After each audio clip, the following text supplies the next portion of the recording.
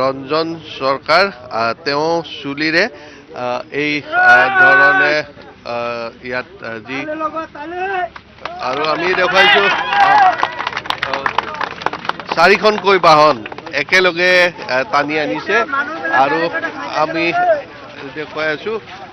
কেইবাবছৰ অমিতাভক মই দেখুৱাবৰ কাৰণে দেখুৱাই আছোঁ এই 4খন বাহন তেওঁ টানি আনিছে আৰু এই 4খন বাহন যি গাড়ী আৰু টানি অনা পৰিলক্ষিত হৈছে আৰু আমি সেই দৃশ্য দেখুৱাই আছোঁ কেইবাবছৰ অমিতাভক মই দেখুৱাবৰ কাৰণে অনুৰোধ জনাইছোঁ 1খন 2খন নহয় 3খন নহয় 4খনকৈ বাহন এইদৰে তেওঁ চুলিৰে টানি লৈ গৈছে আৰু সকলোৱে এই দৃশ্য প্ৰত্যক্ষ কৰি অভিভূত হৈ পৰা পৰিলক্ষিত হৈছে আৰু আমি এবাৰ সামগ্ৰিকভাৱে দূৰৰ পৰা কেইবাবছৰ অমিতাভক দেখুৱাবৰ কাৰণে অনুৰোধ জনাইছোঁ এই ধৰণে এই যে বাহনকেইখন চলি থকা দেখা পাইছে এয়া সম্পূৰ্ণৰূপে চুলিৰে টানি লৈ গৈ আছে আৰু অগণন লোকে এই দৃশ্য উপভোগ কৰিছে এই দৃশ্য চাই অভিভূত হৈ পৰিছে এক অস্বাভাৱিক আৰু দৃশ্য দুঃসাহসিক কাৰ্য আৰু ৰঞ্জন চৰকাৰৰ এই ধৰণে তেজপুৰৰ ৰাজপথত যি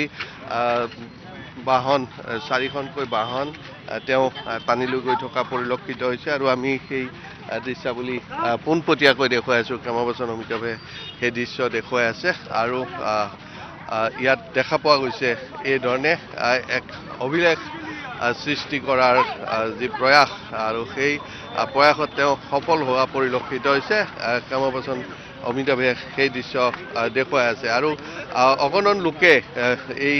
দৃশ্য প্ৰত্যক্ষ কৰিছে আৰু সকলোৱে বেৰি বেৰি এই দৃশ্য চাইছে 1খন 2খন নহয় 4খন গৈ দিছে আৰু এই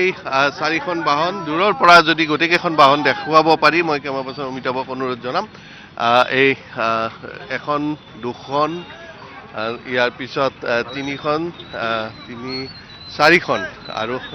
এই 4খন বাহন দেখুওৱা পৰিলক্ষিত হৈছে আৰু ইয়াতে সকলোৱে প্ৰায় 1 কিলোমিটাৰ পথ এই ধৰণে তেওঁ ইয়াত লৈ আহিছে।